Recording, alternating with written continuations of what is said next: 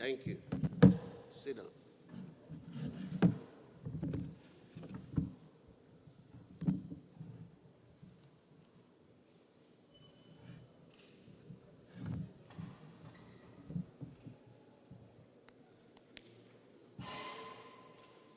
Honorable Speaker, the Deputy Speaker, honorable members, former speakers of this distinguished honorable House, honorable members, former members, the SSG, the Chief of Staff, the Head of Service, honorable commissioners, permanent secretaries, government officials, gentlemen of the press,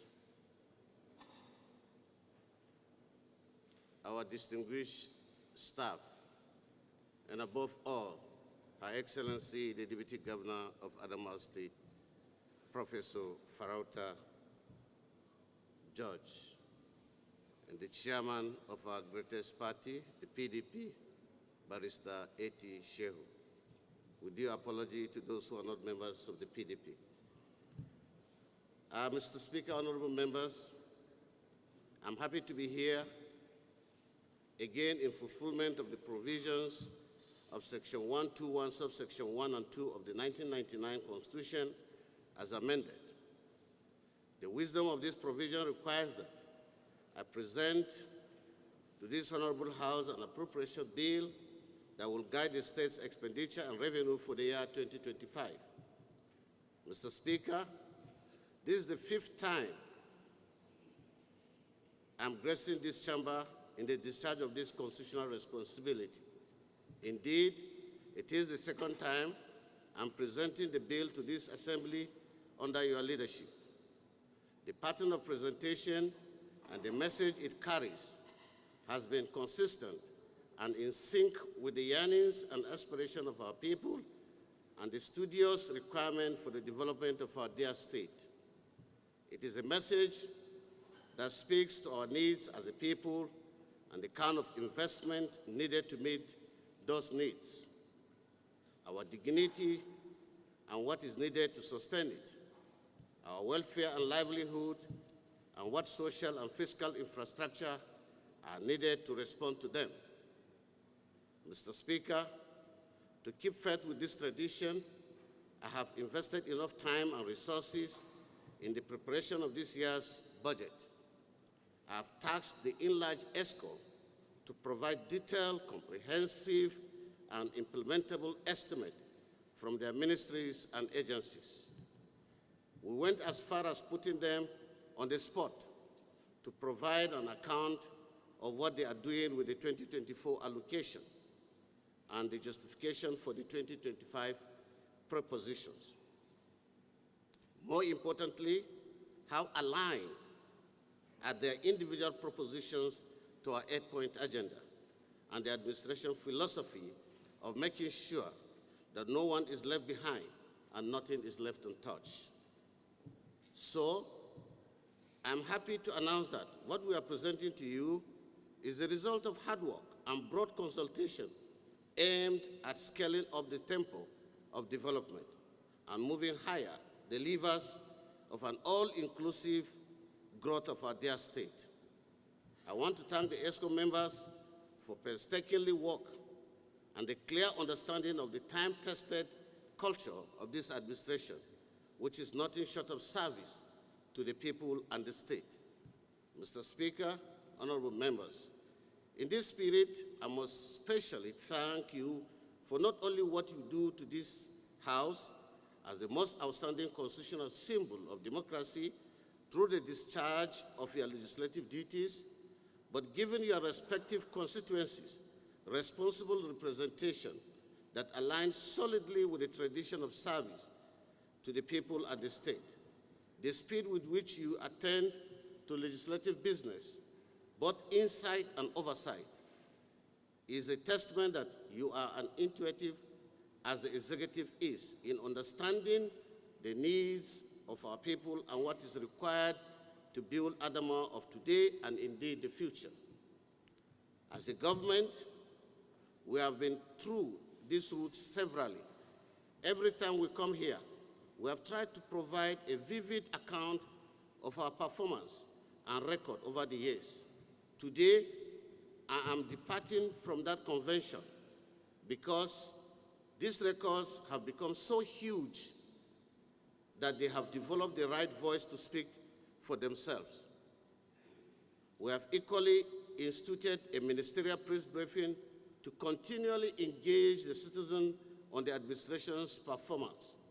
Well, I do not wish to spend time on our numerous achievements in this sitting. Permit me to state that we have impacted the social, economic, and political life of Adamawa citizens in fundamental ways, and indeed to continue on that trajectory. For instance, through the Fintri Business Wallet alone, we have empowered 25,000 of our women and youth to expand their businesses under the scheme, making a total of 85,000 walk into 2025. Adamawa State is the first state to implement the 70,000 minimum wage, along with other measures aimed at addressing the welfare of our workers and pensioners. We intend to do more, just as we reposition our civil service for better service delivery. We are increasingly using ICT in government operations, hoping to fully digitalize and implement e-government ecosystem to enhance efficiency, accountability, and accuracy in the state. Considering the relief recorded on the burden of committing and deployment of fresh air buses plying the roads, we plan to procure more of the buses to make them available at highly subsidized rate for the students. With several brand new model schools, cottage hostels, water schemes, markets, stadium, electricity project, urban and rural road construction, and so on, I have positively touched and are touching every sector in Adamawa State.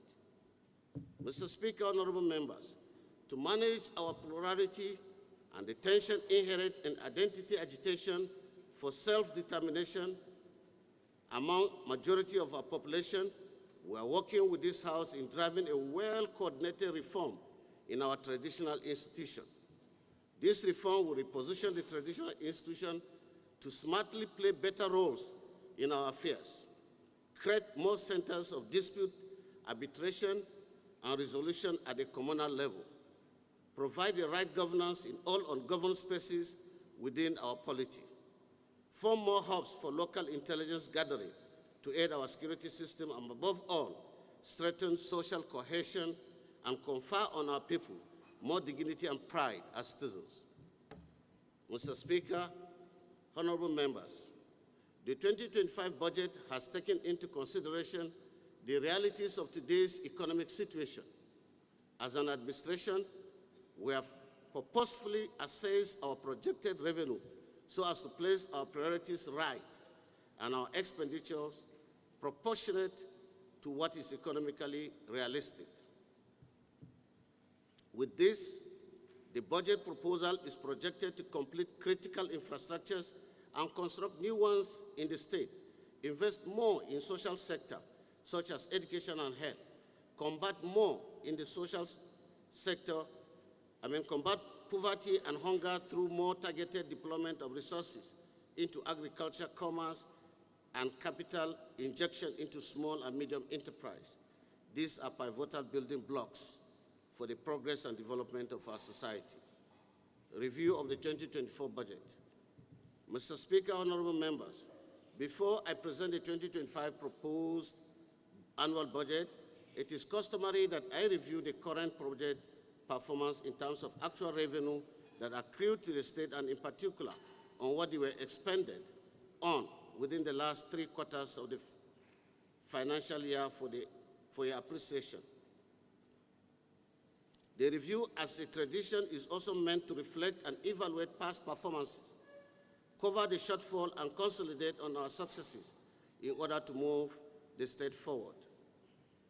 Based on this, I want to refresh your memories on the fact that this Honorable House, late last year, approved the total sum of 225,893,690,626 for the 2024 fiscal year to finance both recurrent and capital expenditure of the state. However, during the 2024 fiscal year, the state received and recorded an additional inflow of revenue to the tune of 55,256,596,280,000, of which a supplementary budget was approved, bringing the total budget size to 221,150,285,906 naira.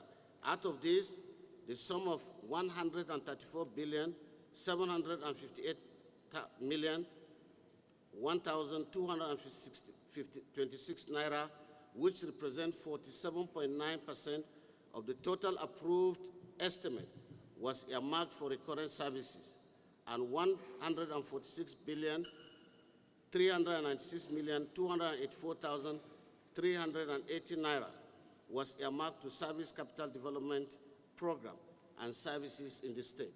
This represents 52.1% of the budget.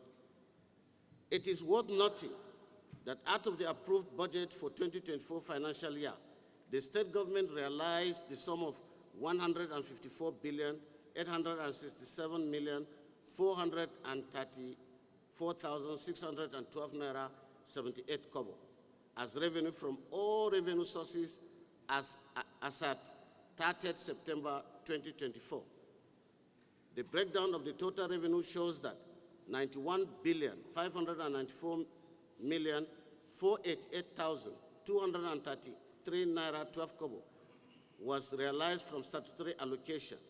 9,160,540,811 naira 37 kobo from internal generated revenue, and 42,400,000,000 from capital receipts.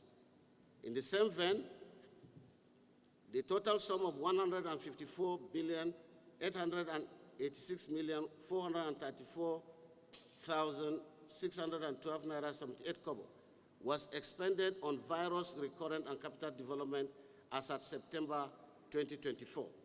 The breakdown of this expenditure is made up of the sum of 34,181,772,417 naira 30 kobo expended on personal emolument, 41,448,082,384 naira 32 kobo on overhead costs, and 79,237,579,811 naira 16 kobo expended on capital development projects and programs in the state within the fiscal year 2025 proposed budget estimate. Mr. Speaker, honorable members, having acquainted you with the general performance of the 2024 approved budget, may I now present you and this honorable House the 2025 proposed appropriation bill as duly bestowed on me by the Constitution for financing of all government programs and services in the state in the incoming financial year. Having considered all factors, this administration is presenting the sum of 486,218,047 naira 600 kobo as the 2025 proposed annual budget towards the financing of both recurrent and capital development programs within the 2025 fiscal year. The budget is articulated on the current microeconomic indicators of 1. Oil production benchmark, 1.8 million barrels per day. Oil price benchmark, $80 per barrel. Exchange rate, 1,314.94 to a dollar. National GDP growth, 2.96%. National inflation rate, 23%. The 2025 proposed budget is in line with the micro-term expenditure framework and fiscal strategy paper. Out of the total proposed budget estimate of 486,218,434,690 47,600. The sum of 137 billion 256,217,061 kobo, which represent 28.23%, is earmarked for recurrent services. Well, the balance of 348 billion 961,826,099 kobo, which is 71.77% of the total projected annual budget, is earmarked for capital development program and services in the state. Breakdown of the budget in terms of revenue and expenditure. 1. Statutory allocation, 53 billion, which represents 10.9%. Share of VAT, 91 billion, 18.7%. Excess non-oil, 12 billion, 2.4%. Exchange rate gain, 50 billion, 10.3%. Ecological stroke flood funds, 10 billion, 632 million, 2.2%. Electronic money transfer, 3.5 billion, 0.07%. State infrastructure and security, 42 billion, 8.6%. Signature bonus, 60 billion, 12.3%. Other fact distribution, 48 billion, 9.9%. Independent revenue, 24 billion, 568,582,500, 5.1%. Capital receipt, 91 billion, 517,465,100 naira, 18.8%, making a total of 486 billion, 218,047 naira 60 kobo, making a total of 100%. Total expenditure, personnel cost, 72 billion, 774,125,500, which represent 15%. Overhead cost, 64 billion, 482,092 naira 11 kobo, which represent 13%. Capital expenditure, 348 billion 961 million 829,099 naira, will represent 72%. Breakdown of the budget. Well, we await a detailed breakdown of the 2025 budget by the Honorable Commissioner of Budget and Economic Planning in the press briefing shortly after this presentation. Permit me to furnish you with the allocation of funds aimed at touching the lives of the people of our dear state in the 2025 proposed budget.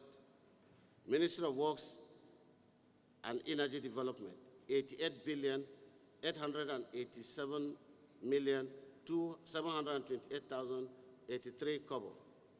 Ministry of Education and Human Capital Development, 40 billion, 407 million, 396,580 kobo. Office of the Accountant General, 25 billion, 877 million, 656,320 naira.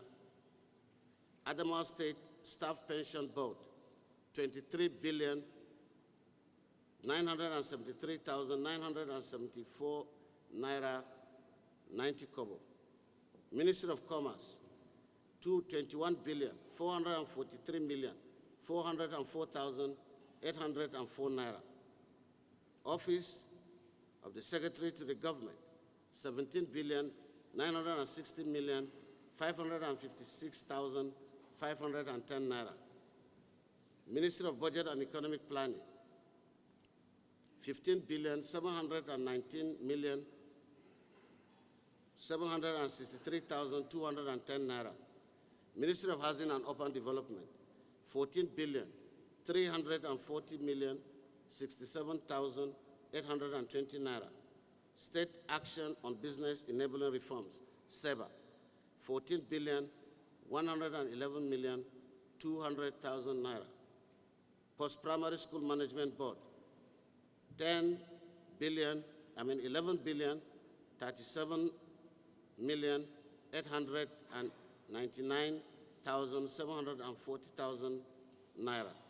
Security and Special Services Development, 12,963,755,500. Poverty Alleviation Agency, 12,883,600,000 naira only. Ministry of Agriculture, 12,696,312,040 naira. Ministry of Health and Human Services, 12,646,274,760 naira. Ministry of Rural and Community Development, 11,060,140,560 naira. Major policy objectives of the 2025 estimate. The state government will continue to work in line with the federal government directives to follow International Public Sector Accounting Standard, IPSAS, and now SEBA, to ensure that there is transparency and accountability in budget preparation and implementation. To uphold budget discipline, all NDAs are directed to cut the classification code and balance of vote of charge on their memos where requesting for release of funds, to enable our financial expert to properly classify and track releases as appropriate. Mr. Speaker, honorable members, let me inform you that the Adamawa State 2025 budget preparation has a gradual shift from the usual analog system to the present world digitalization of programs and policies. In the light of this, therefore, we are introducing e-budgeting, which will reduce the usual preparation of budget on hard copies to the use of CD plates and flash drives. This is intended to cut costs to enable funds to be allocated for development and social programs that would benefit the people. By this, we are expecting MDAs to brace up in training their staff and equipping their ICT facilities for meaningful progress. In order to ensure the growth of our revenue base, government will continue to harness untapped sources of internally generated revenue to boost the internally generated revenue of the state. The Vision 2020-2030 National Plan, as the Sustainable Development Goals, will continue to be in our developmental targets. As we pursue our duties with diligence, we will ensure that all social and economic spheres are addressed as required, focusing on key priorities to exchange the fortunes of the state. Mr. Speaker, honorable members, it may interest you to note that among all our achievements, the government was able to offset reasonable amount of bad luck of gratuity and pension of the retired civil servants within the 2024 fiscal year. We will continue to build on these successes to ensure that the issues of bad luck of gratuity and pensions arrears are subdued. In the 2024 capital year, the sum of 146,392,284,380 naira was earmarked for capital expenditure, while the sum of 97,237,579,081 naira 16 kobo was expended as at 30th September 2024 on priority projects and programs which include infrastructures, education, health, agriculture, general administration, and so on due to low revenue inflow. All these projects indeed brought relief to citizens of our dear state. These are made up of grants, the capital receipt. These are made up of grants, aids, loans, and so on. Government is, however, optimistic that substantial funds will be received in the next fiscal year through World Bank and other funding agencies. The government also intends to use internal loans to finance some of the priority projects that have high revenue yielding potentials. Internal security. Mr. Speaker, honorable members, it is now well known in the nation that Adamawa is one of the most peaceful states. It is my pleasure to make a clarion call for all honorable members and the entire citizens of the state to continue to thank Almighty Allah for the peace enjoyed in the state. We will continue to build on this ensuring that the atmosphere is made conducive for investment and social activities to thrive in our dear state. In this respect, we shall continue to employ the service of relevant stakeholders in the security architecture of the state. In conclusion, I wish to express my sincere appreciation and profound gratitude to the entire House for the cordial relationship that exists so far between the two organs of government. It is my fervent wish that we maintain this relationship in the interest of the nurturing democracy and service to our people. Mr. Speaker, honorable members, the 2024 budget has re-engineered our system and our people. 2025 budget is crafted to serve them better. It is therefore my privilege and singular honor to present to you the State 2025 Appropriation Bill, christened Budget of Service. Merry Christmas and prosperous New Year in advance. God bless you all. God bless Adamawa. God bless Federal Republic of Nigeria. Thank you very much.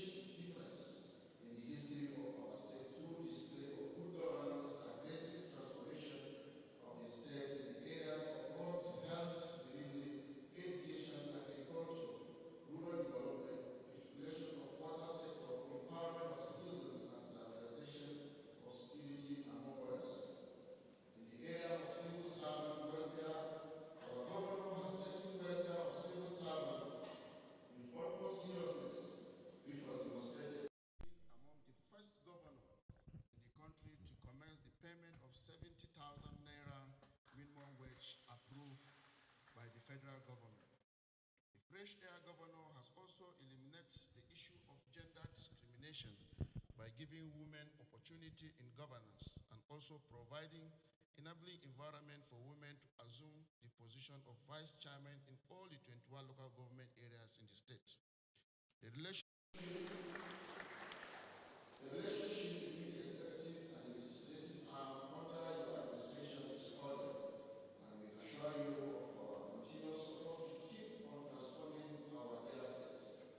I want to appeal to you, Your Excellency, after completion of ongoing training exercise for civil servants to consider lifting of embargo on the employment of youth into the state civil service to reduce the number of